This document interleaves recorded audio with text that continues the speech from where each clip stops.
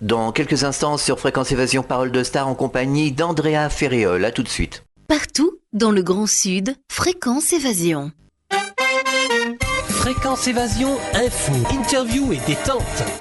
Parole de Star, tout de suite, nous sommes en compagnie d'Andrea Ferréol et nous allons parler de son actualité, nous allons parler de sa carrière. Bonjour et merci d'être avec nous.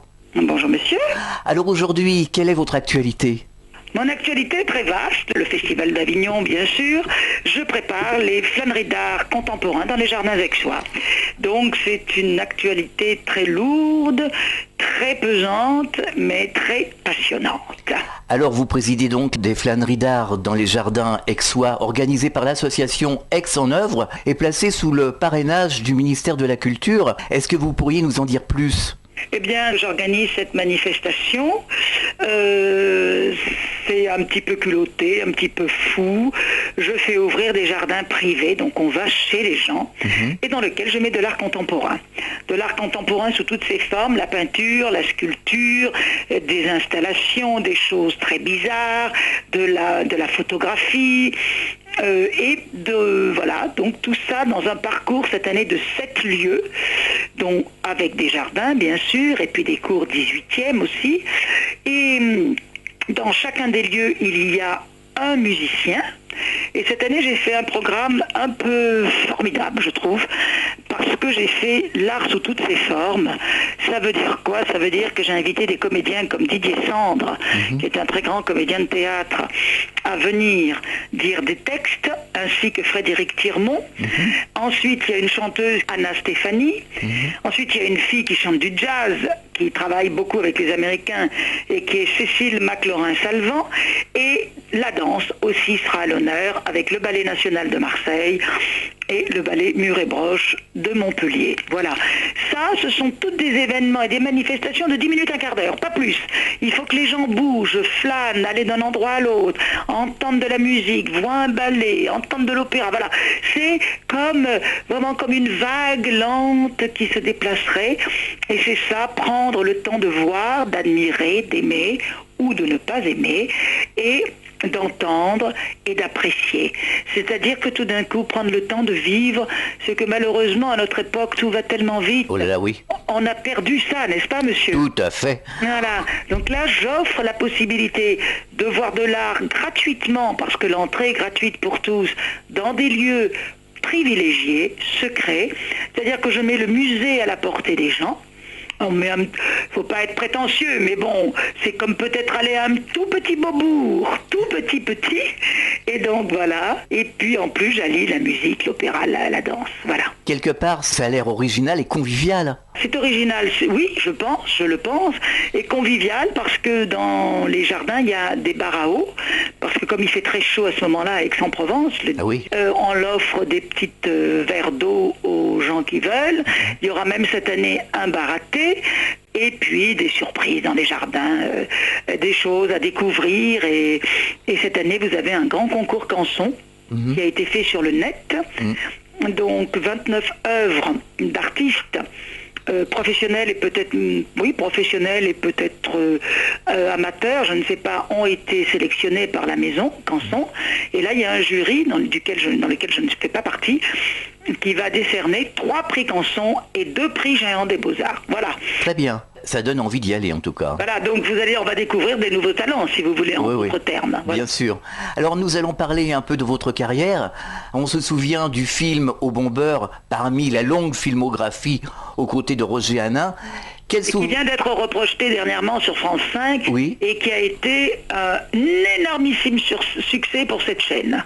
Quel souvenir vous gardez de ce tournage ? Ah, très bon, très bon. C'était très bien parce qu'on avait investi une petite rue de Paris qui était une rue où passait très peu de monde. La boutique existait vraiment, mais ils l'ont arrangée pour le tournage. Donc on avait la boutique, l'arrière-boutique, la cave, on avait les appartements du dessus. Donc on avait un immeuble entier, même avec la cour et la grange. Non, c'était extraordinaire parce que en plein Paris, on a tourné ça et on dirait qu'on est... on était tranquille comme en studio, si vous voulez. Oui, je comprends. Et c'était très bien, très calme, très joyeux, très c'était du travail, on a beaucoup travaillé, mais si vous voulez, en même temps on se sentait mal avec Roger Hanin, on se sentait mal parce que par moment aller dénoncer des gens et mettre de l'eau oxygénée dans le lait, c'est quand même pas très reluisant, mais malheureusement c'était un peu le portrait de certains Français de cette époque-là. Mais il y avait quand même une note d'humour dans ce film. Oh, énormément. Ah, oui, ça m'a fait beaucoup rire. Oui, il y avait de l'humour, mais en même temps, c'était montrer les Français sous un mauvais jour. C'est vrai, c'est vrai.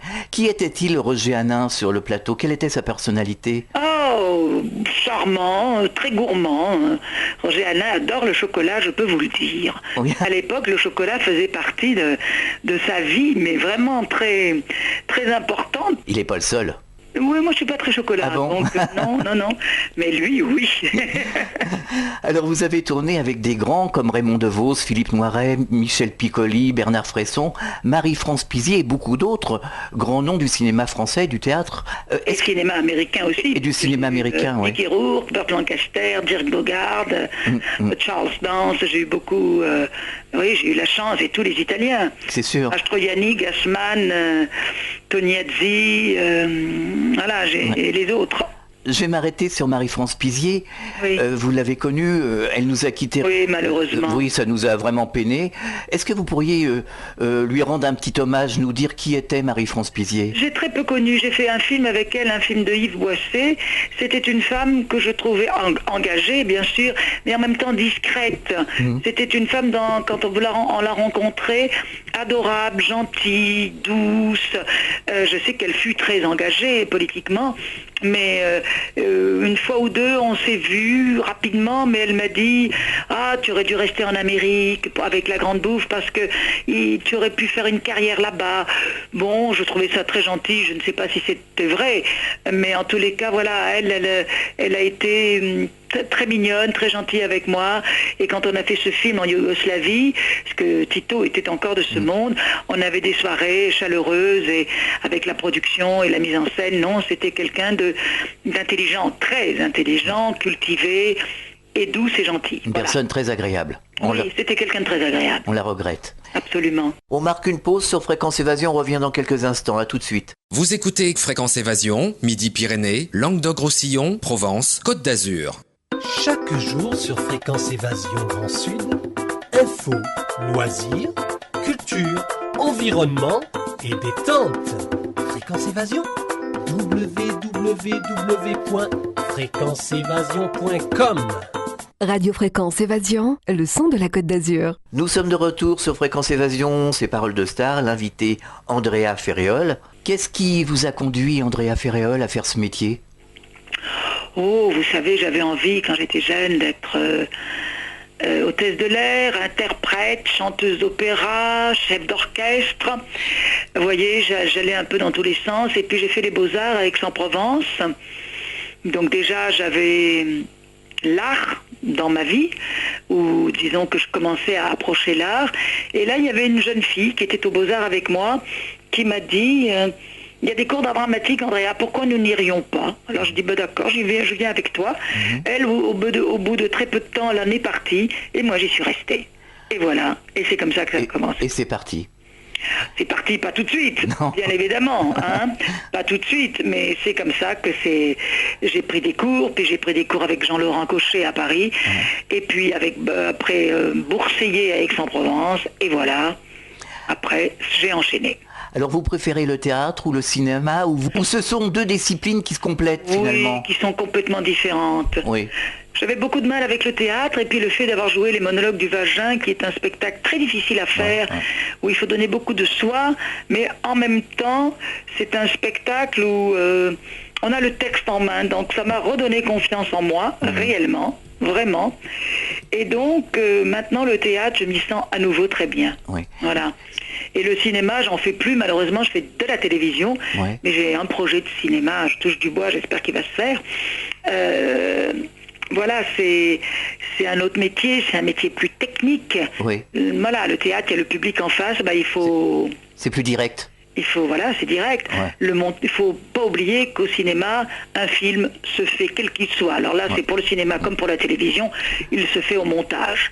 On ne peut pas monter ce qu'on n'a pas tourné. Ça, c'était une palissade, mais vraiment, c'est très important de beaucoup tourner pour avoir le choix au montage. Voilà. C'est pas trop stressant de se rendre au théâtre le soir, finalement, avec la peur peut-être de chuter quelque part, parce qu'au cinéma justement on fait du montage, on répète. Oh, puis au cinéma, si tout d'un coup on a un trou, bon, voilà. Excusez-moi, j'ai un trou, on reprend, quoi. C'est ça. Voilà, mais au théâtre, eh bien, on regarde ses camarades avec des yeux un peu affolés. Oui. Ils comprennent qu'il y a un souci et ils sont là pour aider. Voilà. Et puis sinon, il y en a qui bredouillent, vous savez, j'ai déjà vu ça. Hein. Oui. Voilà, je t'ai tout dit. Faut improviser. Là, le comédien, il dit, bon, il y a eu quelque chose, il y a eu un trou. Voilà, mais on essaye de se débrouiller, quoi. Oui, c'est pas trop stressant quand même. Oui, c'est très stressant. Ouais. Alors on me propose de jouer une pièce en italien, justement, à Rome, en italien, et là j'ai beaucoup de mal à donner ma réponse parce que je parle italien comme le français, mais est-ce que, au moment, si j'ai un trou, qu'est-ce qui va se passer? C'est ça le problème. Est-ce que le problème. Est-ce que vous avez des combats dans la vie, des causes à défendre qui vous tiennent à cœur? Ben, je vais vous dire, malheureusement, entre mon métier qui me prend beaucoup et ces flâneries d'art qui me prennent ma vie, je n'ai plus beaucoup de combats dans lesquels je puisse m'investir parce que je n'ai pas le temps. Voilà, malheureusement, j'ai pas le temps. Si vous aviez le temps, qu'est-ce qui vous sensibiliserait? Ah, si j'avais le temps, le combat des femmes, bien évidemment, des femmes battues, ni putes ni soumises, voilà, des choses comme ça où les femmes doivent se battre et combattre pour trouver une place dans la société et de mieux en mieux et de plus en plus. Qu'est-ce qui vous indigne aujourd'hui dans cette société qui devient de plus en plus compliquée à vivre? Oh, qu'est-ce qui m'indigne? Qu'est-ce qui m'énerve beaucoup, c'est les mails, par exemple. C'est vrai, c'est... Oui, je trouve que... Vous voyez, par exemple, là, on se parle tous les deux. Oui. Je ne vous connais pas. J'entends votre voix, j'entends votre rire, le son de votre voix. Alors je vous imagine, peut-être que vous n'êtes pas du tout comme je vous imagine, mais tout d'un coup j'ai un être humain fait de chair, de sang, tout à fait, d'os, de cœur, voilà. Mais quand on a un mail devant soi, c'est vraiment l'horreur. Je suis tout à fait parce que tout d'un coup c'est un mur dont les gens profitent, un mur où ils ne répondent pas, un mur où ils se cachent derrière. Mais c'est énervant au possible. Ça, c'est peut-être une invention du 21e siècle géniale, j'en conviens, mais c'est une invention où les gens sont de plus en plus isolés, où il n'y a plus de communication, tout à fait, où il n'y a plus d'échange. Où il n'y a plus de convivialité, où il n'y a plus d'amitié qui passe, il n'y a plus rien qui passe. C'est pas parce que vous écrivez « je vous aime beaucoup » sur le mail, voilà, c'est facile à écrire ça sur un mail. C'est peut-être moins facile à dire. Et puis même quand on est loin, c'est plus agréable de recevoir une très jolie carte qu'un mail. Ah, ça bien sûr, mais moi par exemple, dans mon association, tout le monde trouve tout à fait ridicule que je n'ai pas l'adresse des gens sur computer. C'est moi qui fais les adresses de 1000 enveloppes à la main. Je prends le temps, ça me dure pendant des mois, je m'y prends en décembre, mais je fais les enveloppes.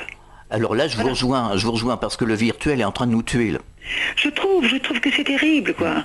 Et quand on me dit, est-ce que vous avez un mail, je fais non, j'en ai pas du tout. Bien sûr que j'en ai un. Et si je peux éviter de le donner, vous avez tout à fait raison. Si je peux éviter, je préfère, quoi, voilà. Oui, il vaut mieux le contact humain, le vrai contact. Mais oui, c'est en train de se perdre. C'est pour ça que dans les flâneries, si vous voulez, ce que je trouve, vous avez dit le mot, il y a une espèce de convivialité de ces gens qui vont d'un jardin à l'autre et qui parfois disent, est-ce que c'est bien là-bas? On leur répond, oui, il y a des choses formidables. Oh non, on n'a pas aimé. Voilà, mais les gens se parlent, les gens retrouvent un contact, les gens bougent, les gens marchent et les gens communiquent. Et je trouve ça très important. Vous êtes originaire de la région aixoise? Je suis aixoise. Ah, très jolie ville. Né à Aix-en-Provence, de famille, parents, grands-parents, arrière-grands-parents, nés à Aix-en-Provence. Et vous n'êtes pas loin, on est voisins finalement, puisque nous sommes de Nîmes à l'Est. On est basé. Et vous êtes à côté. On est à côté. Magnifique. On va venir vous voir. Ah mais il faut. Alors si vous venez à Aix, il faut aller prendre les flyers, enfin, donc le plan, le planning, à l'Office du tourisme. D'accord. Sinon, vous essayez de monter le cours Mirabeau. Oui. Et sur la droite, la 3e rue, je pense que c'est pas la première, c'est pas la 2e, ça doit être à partir de la 3e rue, et jusqu'en haut du cours Mirabeau, il y a un jardin tout à fait en haut, et là, si les gens arrivent dans ce jardin, on leur donnera le parcours à faire. D'accord. Parce que peut-être que voilà, il y en aura peut-être plus à l'office, mais nous on en aura dans les jardins. Eh bien, on viendra vous voir, Andrea Ferréol. Et il faut venir parce que c'est un esprit, c'est une convivialité, c'est de l'amitié. Et je pense qu'il faut vraiment venir pour voir et apprécier ce que sont ces flâneries. Vous avez un message adressé aux auditeurs ? Écoutez, aux auditeurs, la vie est belle, il faut prendre le temps de la vivre. Alors venez prendre le temps de la vivre aux flâneries et d'apprécier toutes les belles choses, qu'elles soient picturales ou musicales, qu'on vous offre gratuitement pour vous pendant 48 heures à Aix-en-Provence.